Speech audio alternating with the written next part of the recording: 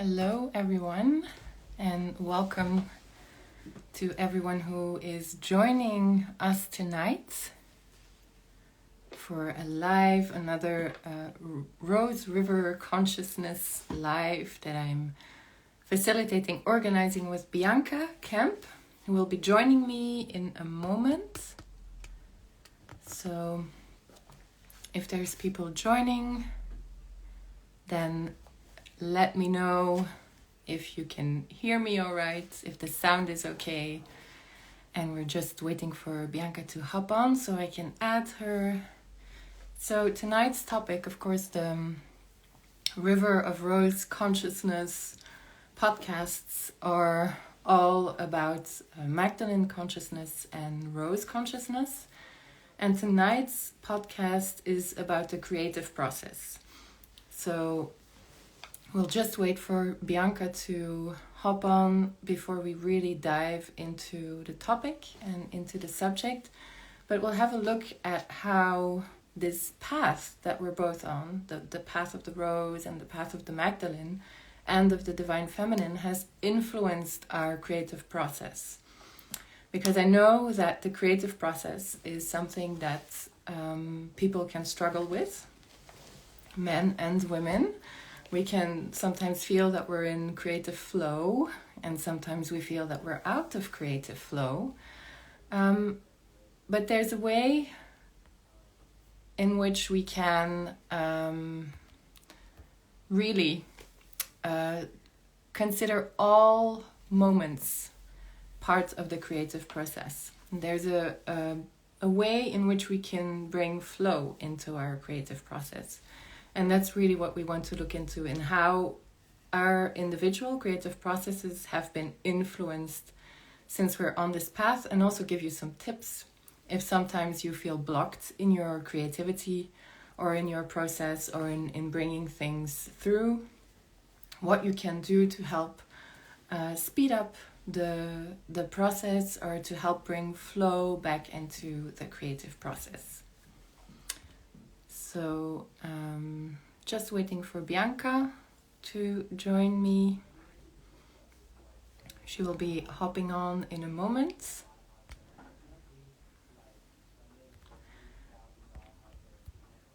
Okay, and in the meantime, you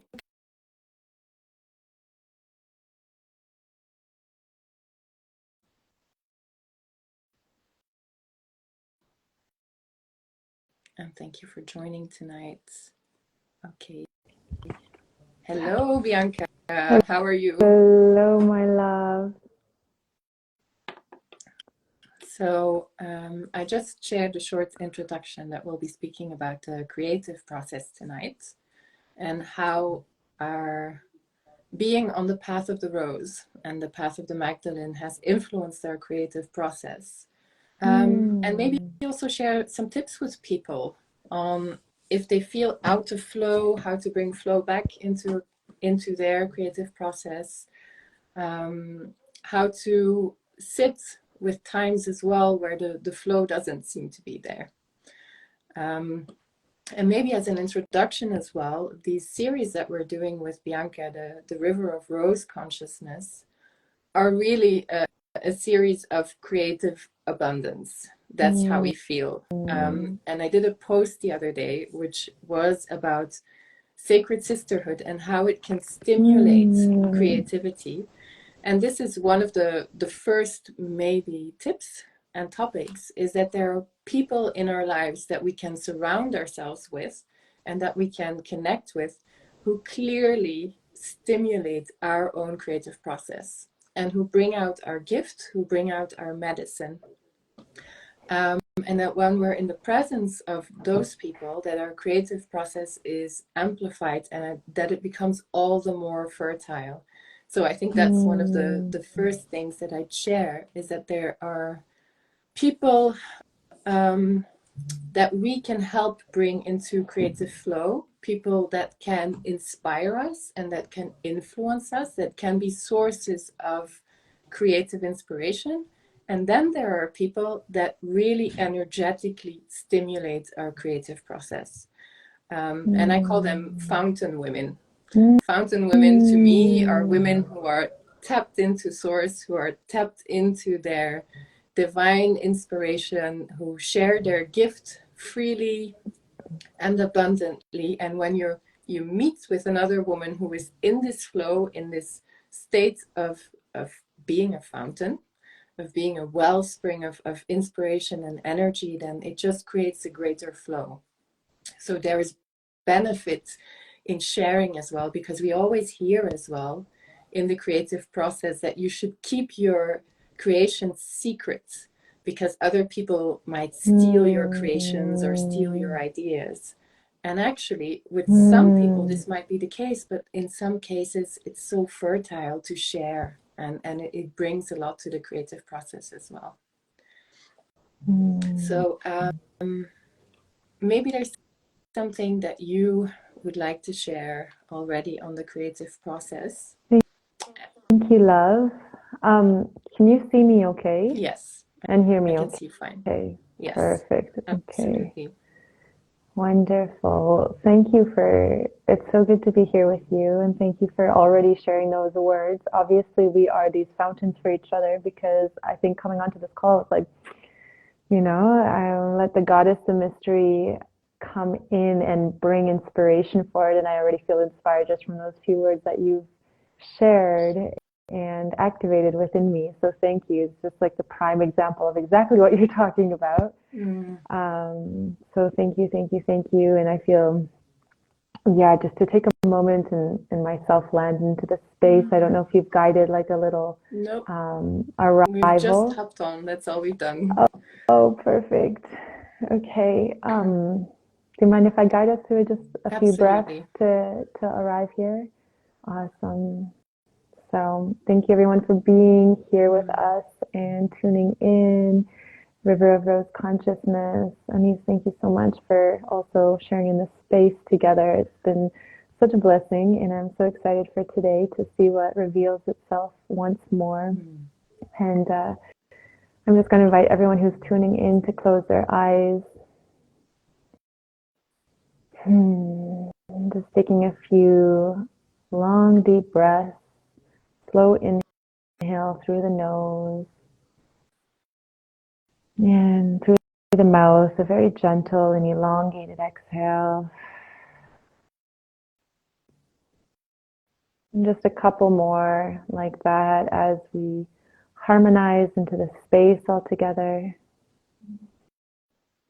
As we attune into the frequency of this shared space, to the frequency of the rose, into the frequency of the heart.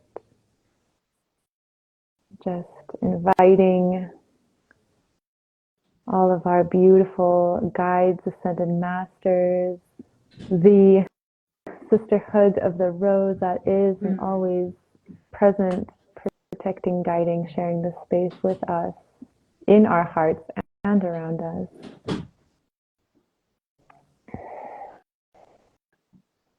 I'm just thanking this moment, the opportunity to be here with you, Anise, and with all those who are tuning in. Gratitude for warmth, for a safe space, for the possibility to talk about these topics freely, to be on this journey all together of ascension, of remembrance,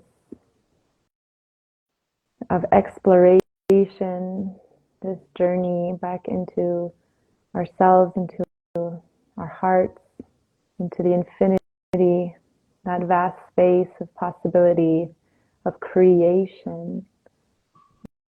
And just giving thanks for the possibility of creation, for the possibility to be healthy, so we can use this beautiful temple that we embody, this body, as an instrument, as a vessel to sing the song of the universe that wants to play itself to and through us.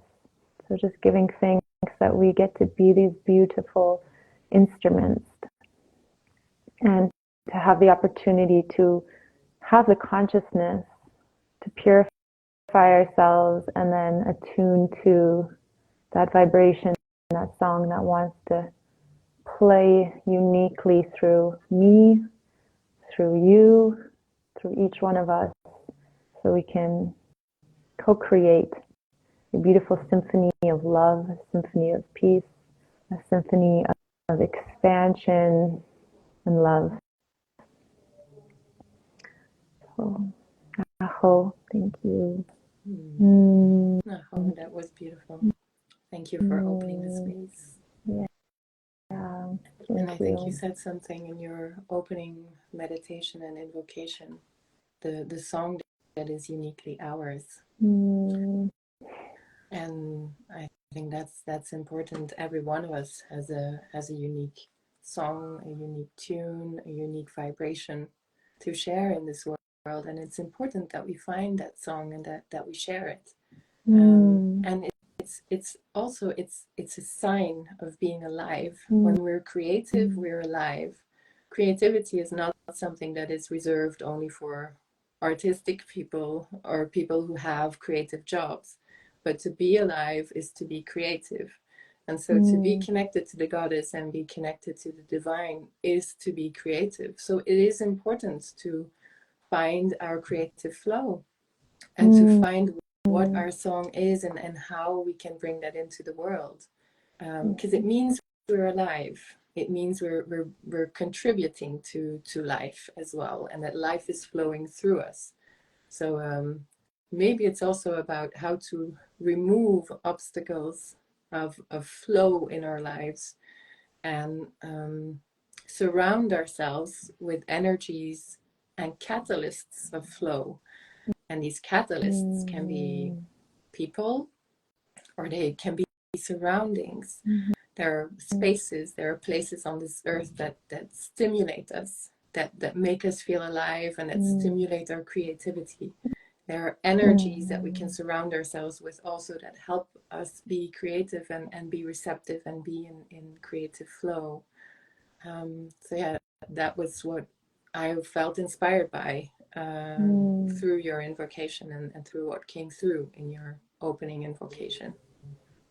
Thank you, love. And I think what you're talking about is especially interesting, and it feels beautiful to talk about that actually in this just chat, expand on this more, is like, what are the things to nourish the soil of our creativity in the 3D? You know, what does that actually look like to prepare everything that holds us to be these expressions of the divine through our creative expression? So like you said, the people we surround ourselves with.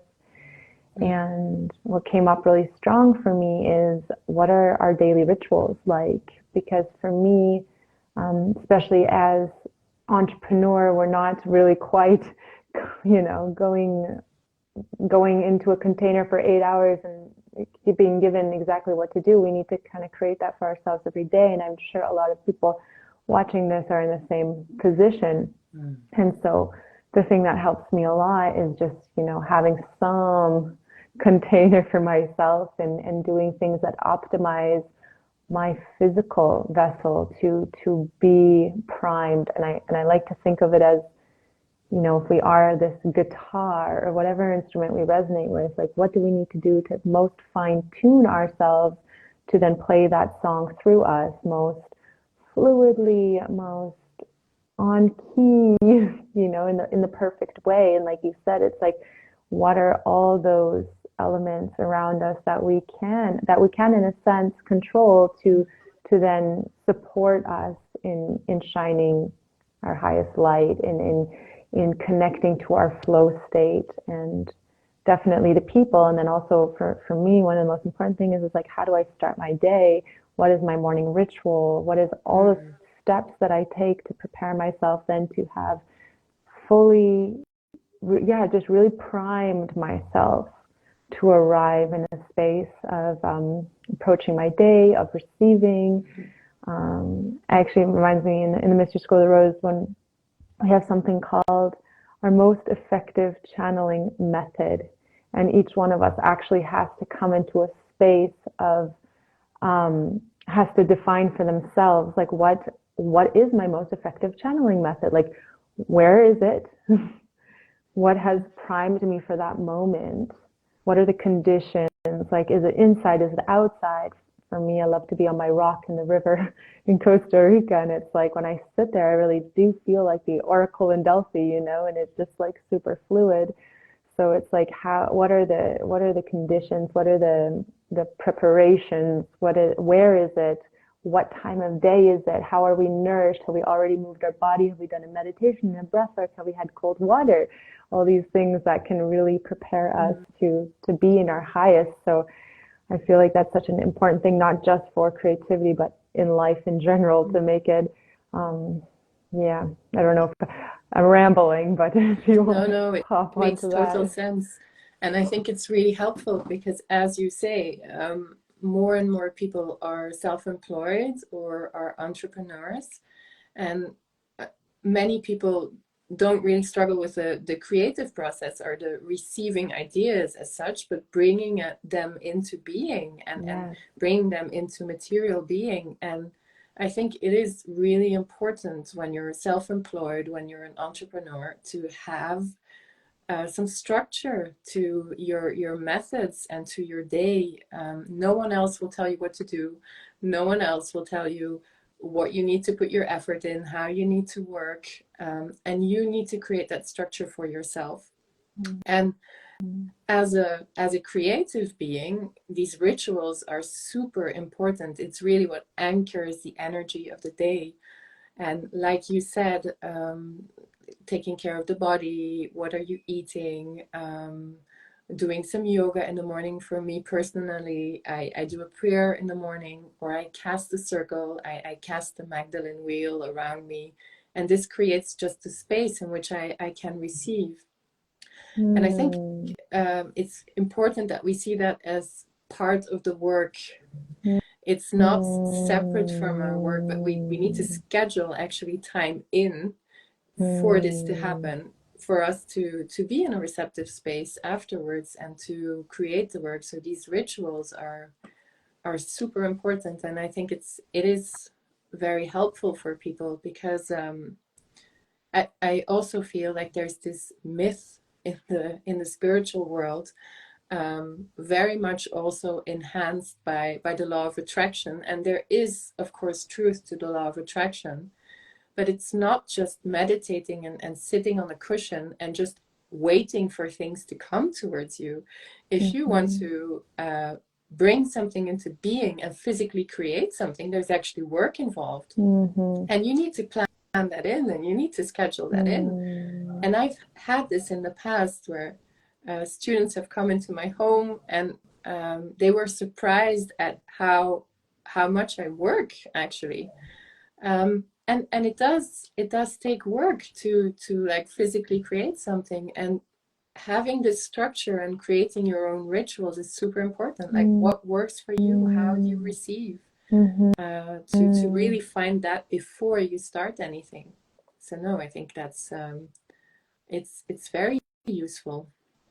I I love that we're going here. It's so beautiful. I love that we're talking about this because it really is very tangible things and it's very real things. And as much as like the part of receiving is very beautiful and important, but so is the part of creating it, really actually then bringing it into manifestation, to fruition, into creation, into actually our hours, our time, or even the time on the computer or the time doing something is like a very key part of the whole thing.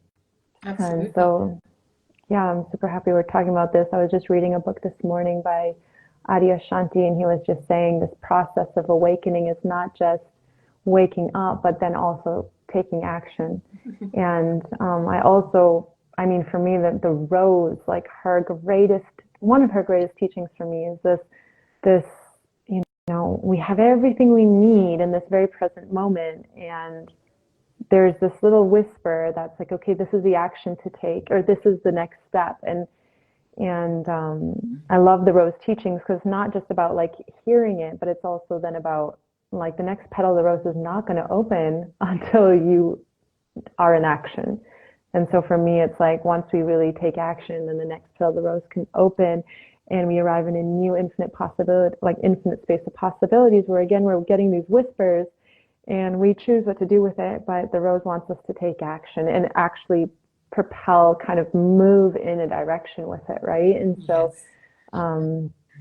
Yeah, it's really important. It's so funny. It's all coming up today. I'm just kind of at this big Leela cosmic joke because I'm having this day today where I've been traveling a lot, doing retreats, and today was like that first day where everything kind of just slowed down, and it was a bit uncomfortable because I'm like, whoa, it's time to work, like in a different way. Not that my retreats aren't work, but it's like it's all very active that I don't really feel it to be some hours on my computer. But today was that day, and I was a little bit uncomfortable. I'm like, geez, like, whew, having a little bit of a dizziness today. So I like that we're talking about this because I'm still experiencing how to best manage my day to be in creation. What a big part and real part of this path it is, Absolutely. right? To find the best format for us to flow through and be able to land our visions into time and space. And maybe this is inspired. I was inspired, like maybe we can actually share what our daily rituals are, and like in the mornings and even during the day to support each other, and whoever is listening, maybe it will inspire other people to then, because for me, my real anchor really is my morning practice. And that kind of sets me up for the day. And I'll go into detail after you about like what my morning practice is. And then when I do get a bit dizzy, I just went and played some music, went for a walk in nature, and that helped me kind of like come back into clearing, sometimes we also need to do that. So anyways, I'll pass it to you, and if you want to share your ritual or whatever you're inspired to share right now. Before I share, I just wanted to bounce on something that you shared, where this slowness can be difficult to accept sometimes as well. And I think it's such an important part of the creative process as well, is learning how to shift gears, because we're shifting gears all the time when we're creative beings, and we can be in this mode where we expect to always be like in the fountain mode, right? Like very active and just always receiving. And there are moments when we're slowing down, and it's healthy, it's normal. And I think for me it's also really important to, as I've understood these times of quietness and of stillness where we can have the impression that we're not being creative, they're actually the most fertile places. And they're actually the places where we receive a lot and where we prepare the ground for our future, for all of the seeds that we've been sowing, that we've been planting. And so to really accept every moment that we have as a creative moment, as a fertile moment. And maybe also for the people, because I know that there are some people also struggling, a lot of people actually in the world today, with burnout, where there's a complete lack of creativity, or what seems like a complete lack of creativity, to always keep being mindful of what does come through. Maybe it's not something very clear that will be coming through, but even in those deepest moments of darkness, there's always a connection, and there's always something whispering in your ear and coming through. And it might just be a word, it might just be a feeling, it might just be an image. But I feel that the things that do come through in those times are real nuggets that are in the depth, in the darkness, nuggets of gold.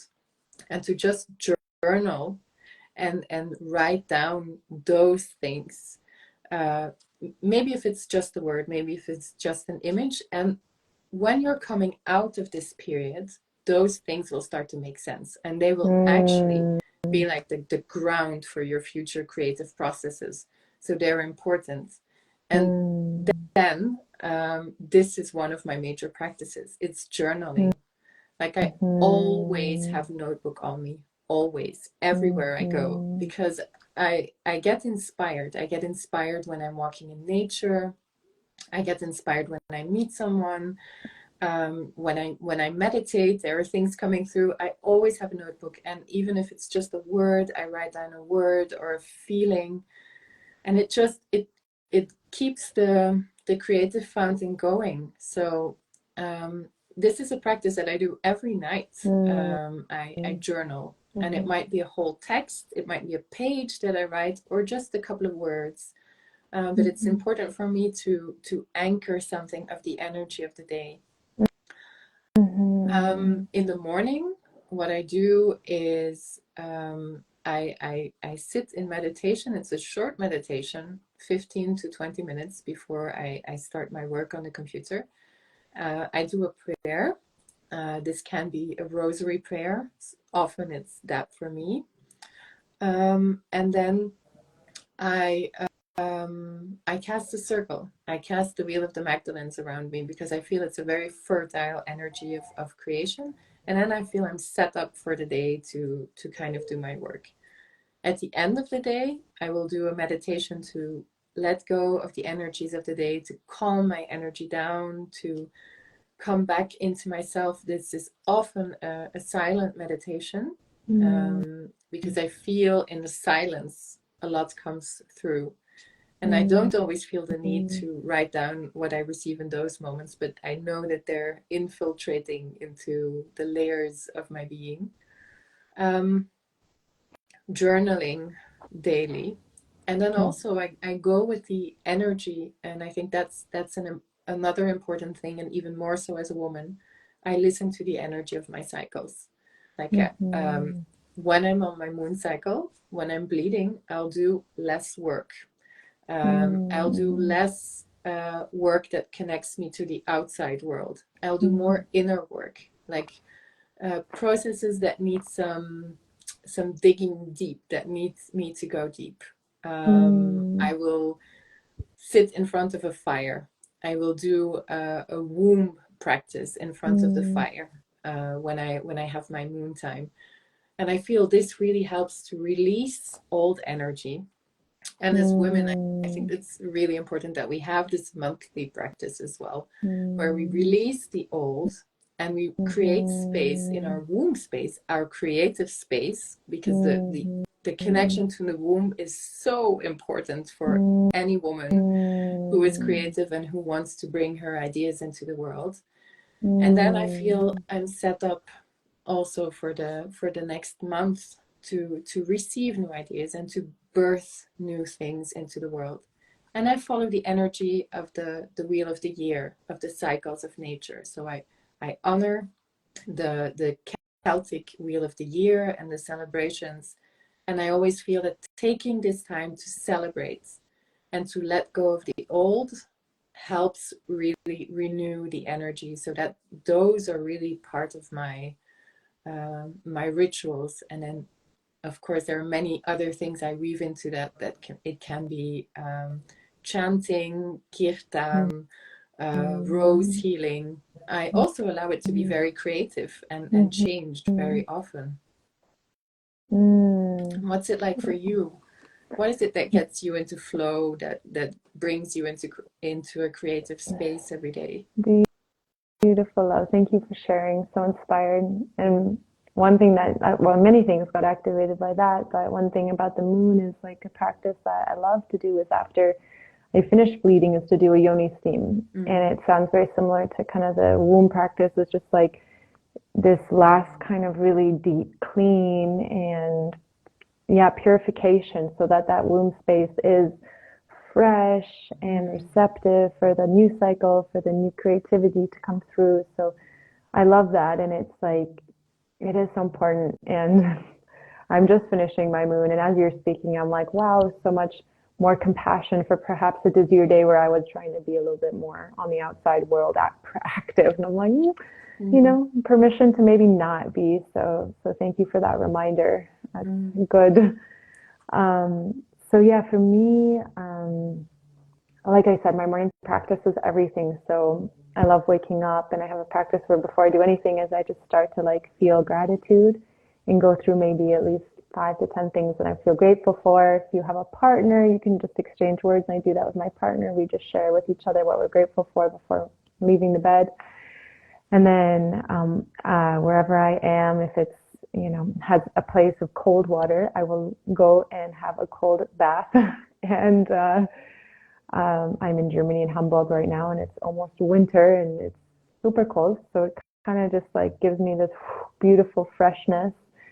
And then I'll do like a meditation. I do a Kriya yoga practice in the morning, and then I will read and journal. And like you, like journaling is a big part. It's almost like I'll begin with just kind of like dumping everything, whatever's in my mind, and then I'll write, "Dear soul, what do you want to impart with me? Or is there anything you want to share with me?"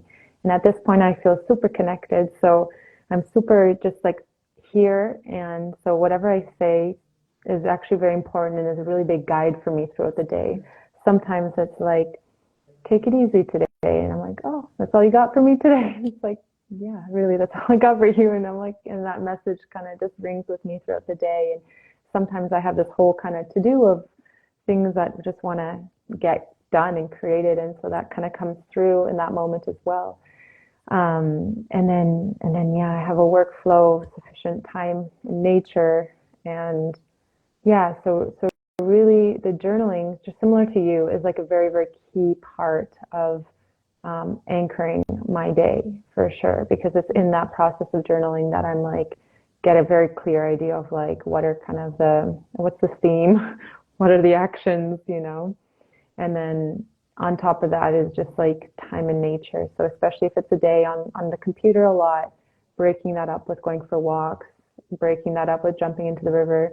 If you have that, you know, possibility, or even just going for a walk around the block and getting fresh air, the sun is out, letting the sun nourish you, taking a moment and just like really letting, yeah, the sun kiss you, and remembering kind of the magic of our connection to Pachamama. You know, at the end of the day, we're kind of just an extension of that, with the capacity to work on this online quantum world.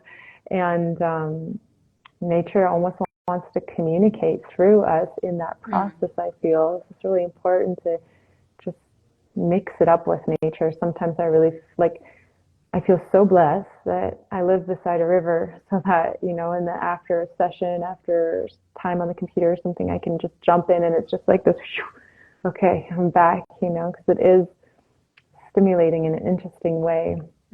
So those are kind of my things. And likewise, just to be around people who are also creating, you know, that can be very inspiring, very inspiring. And on top of that is, I love co-creations. And like you said at the very beginning, it's like, I mean, I love that we're doing this. This is feeding my soul so much and feeding my inspiration so much. And so, and also, actually, when we were together, this like whole download that we both received, that was like, it's time to give everything, not everything up, but everything to one another. Like everything that I embody, here it is. You know, it's time to do that exchange. And then, wow, we have just like lived another lifetime and are at a new vantage point. And it's like, it's almost as if the time we're living right now, we're wanting to be prepared for, like, not prepared, but I don't know what the word is. It's like all of these things want to just like that drishti, like that immediate like transmission of like, hey, let's embody this new avatar possibility, because life is not moving fast, but wanting us to show up in this way right now. So these really sacred moments in sisterhood, this pollination of each other, inspiring each other, gathering regularly in a circle of avatars, your sister circle or your counseling, having a mastermind, those types of things are so important. And for me, like what I'm realizing is like, I'm really good at many things, but and one of my teachers once said, like, you can have it all, but you can't do it all, something like that. So it's like, and so much I'm appreciating more and more just like being in co-creation of different things, because like we can do so much magic together and we can all input what we're good at for that. And I love to start projects, and I'm so proud of myself when those come into fruition. I'm like, yes. So what are we good at? How can we create teams around things? And yeah, anyways, pass it to you now. That's beautiful. I really resonate with all of that. I love the gratitude practice that you have in the morning and that you share with your partner. I think when it's shared with someone, it becomes something else as well.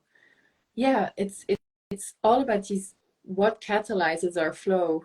How can we bring more of these energies into our lives? And I think it's an abundance mindset as well. I feel when you're in this openness, and the teaching of the rose definitely teaches us how to be open and how not to withhold and how to share our gifts freely and openly and with an energy of generosity with people that we really resonate with. And I know you and I had that. And when we can just give everything to another person, all of who we are, then it becomes so expansive and it becomes so abundant. And I feel that more and more of this is being created in the world, where we're actually stepping out of this old paradigm where we need to fear the other. And we're just like, no, actually, what we feel is that we want to share and we want to pollinate each other and we want some of our ideas to trickle out and go to other people. Because as you said, when we're in the state of being a fountain, we receive so much, it's too much for one person to bring into the world. And it's actually great when other people can connect to us and help us bring things into the world, or can be inspired by what we're bringing through or embodying, and create their own creations out of this field of abundance and this field of inspiration. And I feel that is what we're creating also by connecting and creating these networks where we support each other and we honor each other for what we're bringing through. And that's another important aspect of the creative process, is honoring people who are doing it and who are bringing through beautiful things, and recognizing that, because it helps recognize the same qualities in yourself.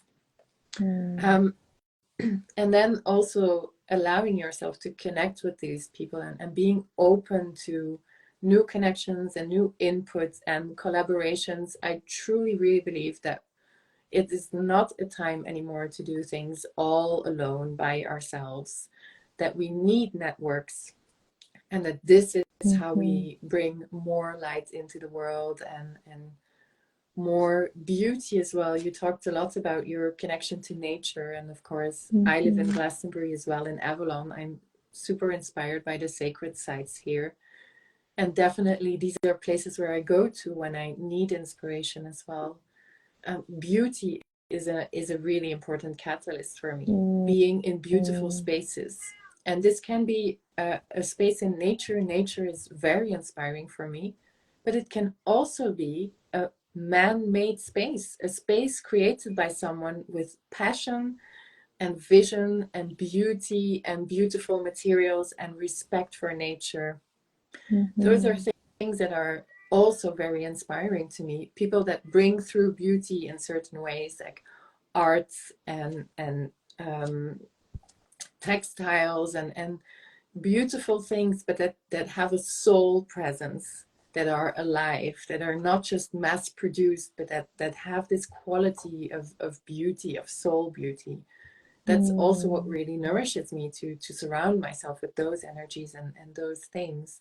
So it can be really spiritual, but it can be also really material. And I feel that it's such an important part of the path of the rose and the path of the Magdalene. I know that you and I are very inspired by the energy and the presence of Mary Magdalene as well. And she was an embodied teacher. She was a pilgrim. She preached, but she helped people. She healed people. She set up mystery schools. She did a lot as well in the material world. She wasn't just a channel. She also took action everywhere she went. And I think that this is the example in our day and age. It's not enough to just connect and receive. We also have to take action then afterwards. Thank you so much. So beautiful. Yeah. Yes. And when we're talking about beauty, it reminds me so much of the priestess path, which is just one of so much beauty, and how spaces of beauty and geometry, even like precision, and that's what you took me to a moment when I was in Kyoto going to some of the Zen gardens, and I was just like, I could feel how much impacted I was by just like the precision of these gardens. Like they were literally art pieces to enhance and create a certain way of thinking, a creative way of thinking. So it's like, yes, exactly. So creating like a temple or going to a temple to create. Yes. Yeah. Also like just the idea of, opening up a space if you're about to enter into your workflow, like with a candle and smudge, and really like honoring it as a ritual, as part of your offering. It could be like maybe we have a different idea of what it means to do spiritual work. But today, like you said, it's different. Well, not different. It's the same as what Magdalene was doing, but maybe instead of, okay, this is a really hilarious example. I was last year, I did a pilgrimage with some sisters to the south of France, and I was continuing on until my sisters were going to go, I don't know, travel somewhere a few hours, and they had the opportunity to rent this really cute red car, and or walk, like honestly half a day, or take a bus, which would have also taken a very long time. And one of them was really keen. She's like, Magdalene would have, like there wasn't cars back then, so she would have walked. And then my other friend was just like, girl, if Magdalene had a red Corvette, she would be taking a red Corvette. That made me laugh so much because it's so true. It's like we just live in a different time, and so we have to imagine things completely differently. It's true. It's true. Yeah. We can take things too seriously and go too etherically, but actually, yes, Magdalene today would be on Facebook and on Instagram to share her message, because she would know that she could reach more people. And I think, yeah, we tend to hold ourselves back with these ideas. She did a lot for her time and in her time, so I'm convinced that she would have taken the car, absolutely. Oh, yeah. Yeah, I'm feeling excited about what we're talking about, and about just the realness of it. I think that's really important theme. It's just like this too is very spiritual. What do we define as spiritual? And those moments that we're actually in creation mode, when it is not that just the channeling, but like the part where we're actually like etching it into space time right here and now is also just even more important. Yeah. I don't know if we can stay on a little bit longer, but I wonder if there's another tool to be shared around. Okay, so there's this like, how do we create our days? How do we create spaces of beauty where we can receive? But is there any sort of feedback or advice we can share about how to then bring that vision into true manifestation as a completed project, or as a, and I know for you, like you've written a beautiful book. It's in a tangible form. It's being sold, as well as your mystery school. So like, what, if you just reflected, like what can you share in terms of really crystallizing idea into final product creation? Yeah, I think for me, it's prioritizing what you work on. And this can be a challenge if you're receiving 10,000 ideas a minute. And I know this is the case for a lot of creative people.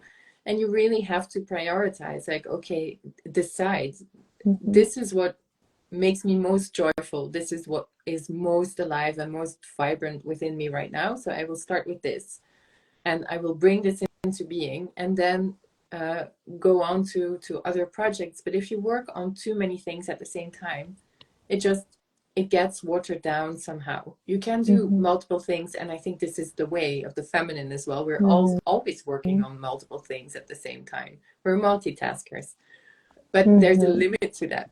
there's like a certain amount of projects we can carry, and it's important to be Mm-hmm. mindful of that. Mm-hmm. Also be mindful of when we need to let things go and let things die, Mm-hmm. echoing the cycles of nature. Sometimes the leaves need to fall. We need to shake our tree and let go of some things to create space for something new to come into being.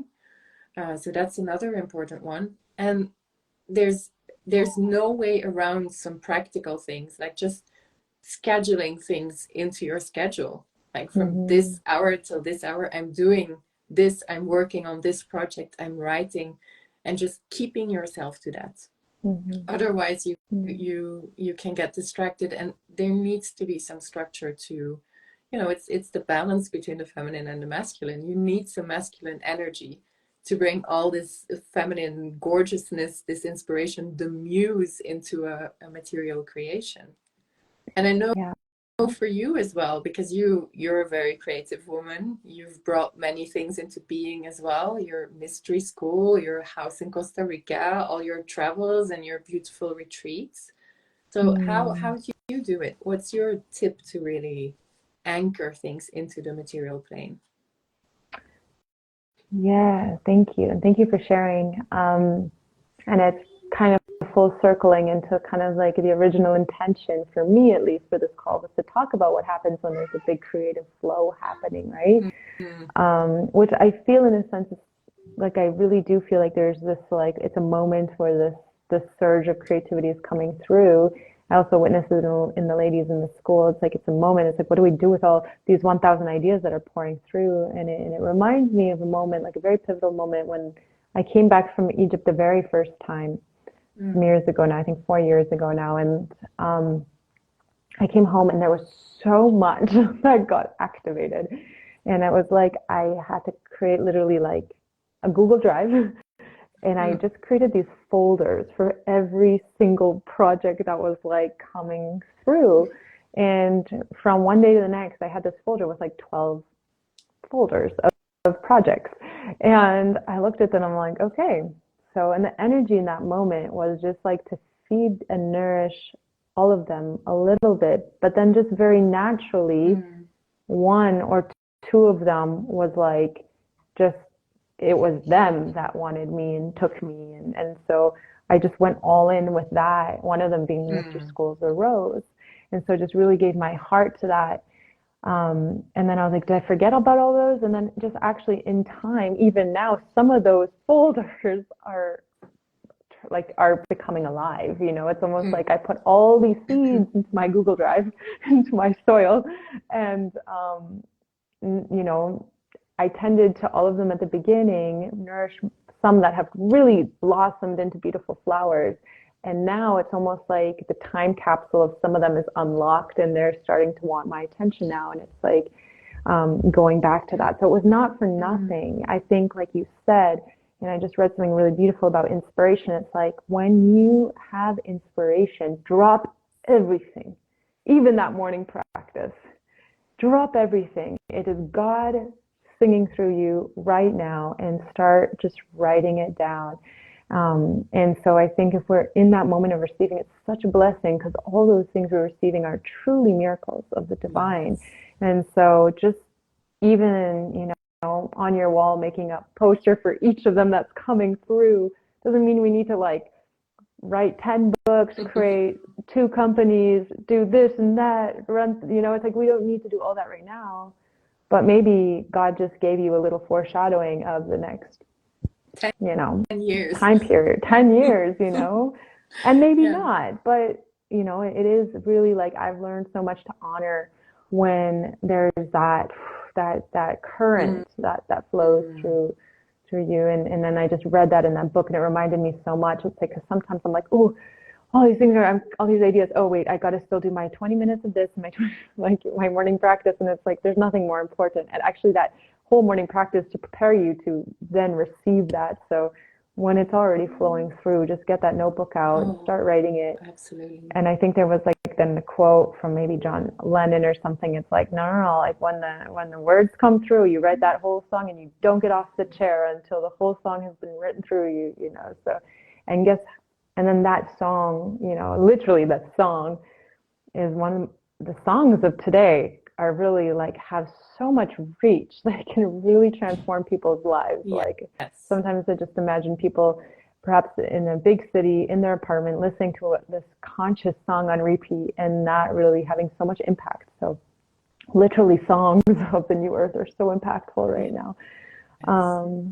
So yeah, I think for me that's that. And the little the dilemma in my mind that I had today was like I didn't actually know what to do. I was like, I actually want more projects on my plate, but then so that was the dizziness in me. But then I think also it's just like I'm on my moon, time to get the guitar out or the harmonium and play some music and just really like honor that part of my process and let the creativity or let the knowing just, permission to also not do, which you said at the beginning is such an important part of the whole thing, right? So how do we also give ourselves permission? What is the idea? What is productivity? It's like we have such a like polluted idea of productivity, and most people think productivity equals making a lot of money.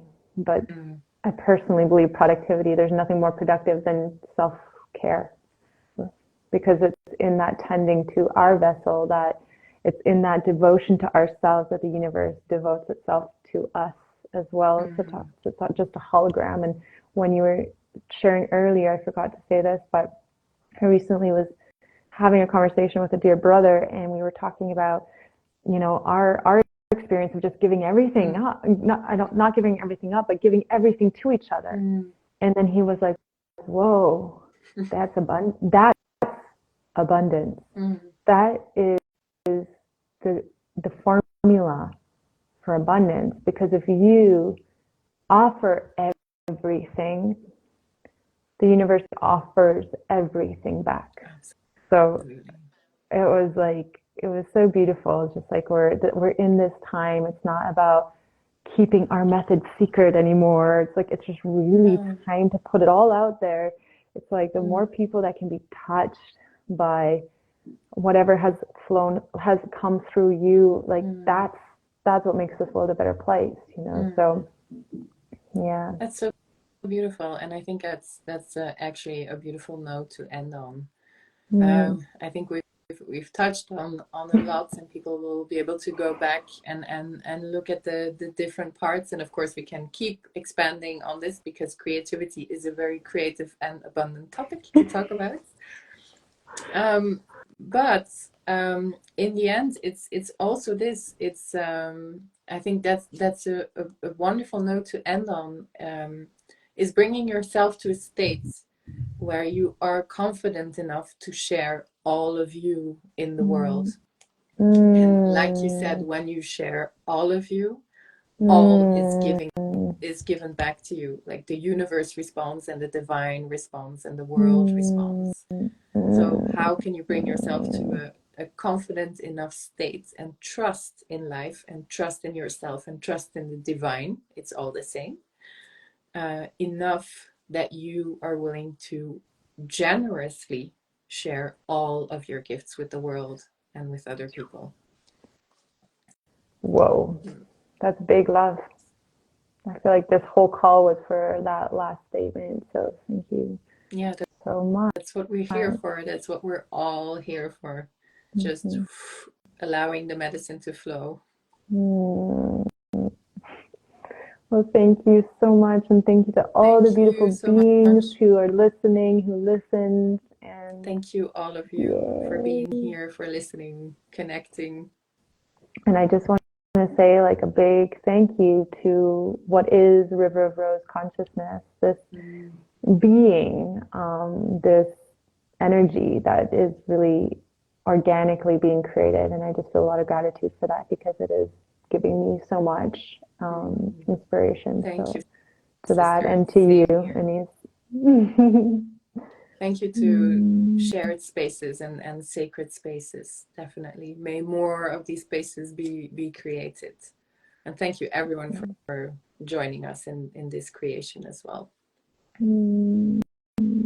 Wishing everyone a lot of abundance and creativity and flow. And we'll see you next time for next River of Rose Consciousness podcast. Mm. Thank you, Bianca. Thank you, everyone. Thank you, love. See you soon. Mm-hmm.